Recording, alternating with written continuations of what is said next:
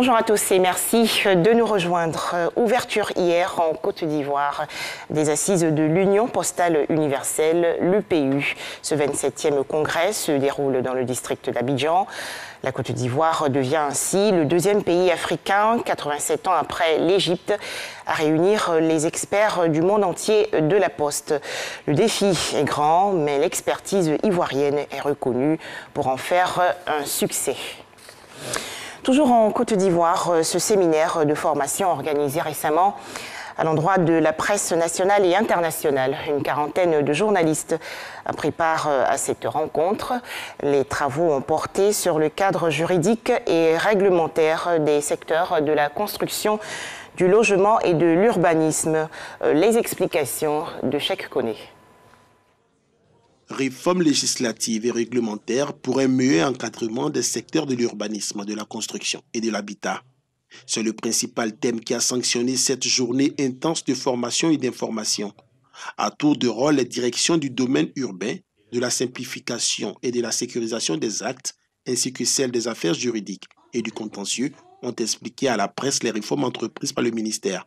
Un atelier assez instructif, comme je l'ai dit tantôt, on a appris beaucoup de choses. D'abord pour nous journalistes, ça nous permet justement de mieux appréhender la question justement des conflits fonciers qu'on est amené à gérer justement dans le cadre de l'exercice de notre métier. Dans le cadre de la formation, on s'est rendu compte que pour la construction d'un immeuble, il y a plusieurs acteurs qui rentrent en ligne de compte. Et aujourd'hui, il se trouve que certains promoteurs usent de certaines astuces pour contourner la loi. Une formation qui tombe à point nommé. Selon le ministre Bruno Nabayokone, elle permettra de lutter contre la désinformation. La principale cause de la désinformation, c'est quoi? Bien souvent, malheureusement, c'est la méconnaissance. C'est l'ignorance, la méconnaissance des règles, des principes. Et dans tous les secteurs d'activité, cela existe. Et dans le nôtre, cela est aggravé, j'insiste bien sur le terme aggravé, par la méconnaissance des règles et par la technicité des sujets qui sont traités. Le ministre de la Construction a par ailleurs appelé les performances réalisées à la tête de son ministère depuis sa nomination. Il a égrené plusieurs projets dont le bail à usage d'habitation ainsi que l'accroissement des ACD signés. En 2020, nous avons signé au niveau ministériel plus de 17 000 ACD, là où la moyenne était de 5 500 ACD au cours des 5 années précédentes, c'est-à-dire depuis la réforme de l'ACD. Je vous invite à faire en sorte que nos populations aient désormais recours, ou systématiquement recours à ce contrat de bail type élaboré et mis sur le marché par le ministère. C'est un document qui est authentique, c'est un document qui est sécurisé. Nous avons voulu faire un prix forfaitaire qui est le même sur l'ensemble du territoire ivoirien. Ce prix, c'est 5 000 francs. Cette session de formation a enregistré la participation d'une quarantaine de journalistes. Comme l'a précisé les initiateurs, elle entre dans le cadre d'une vaste campagne de communication auprès des populations. Les femmes du district d'Abidjan encouragées à se faire enrôler dans le cadre de la CEMU, la couverture maladie universelle. Une initiative du ministre-gouverneur Robert Begré-Mambé. La première étape de cette sensibilisation s'est tenue il y a quelques jours à Abadjendoumé, dans la commune de Songon. Nous allons revenir sur ce sujet dans le journal de 13h.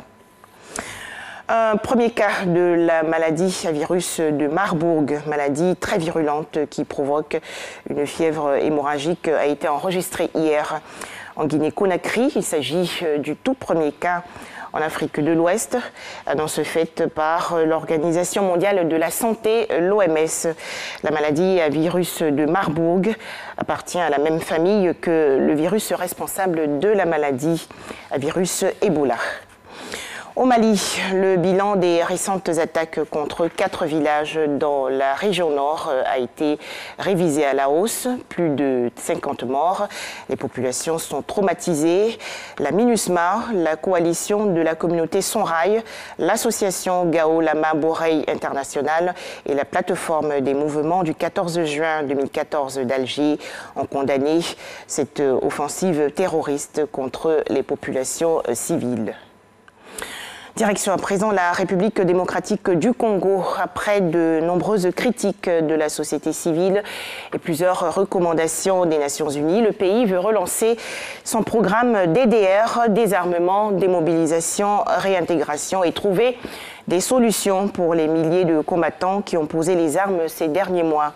Le président Félix Tshisekedi a signé le 4 juillet dernier l'ordonnance qui a créé le programme de désarmement, démobilisation, relèvement communautaire et stabilisation.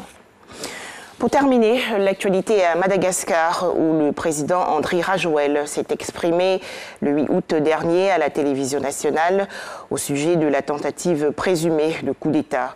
L'affaire avait été révélée le 22 juillet dernier. Plusieurs personnes ont depuis été arrêtées, dont un ressortissant français et un franco-malgache. Ils sont présentés comme les cerveaux du putsch déjoué. Voilà, merci de nous avoir suivis. À 13h, le journal.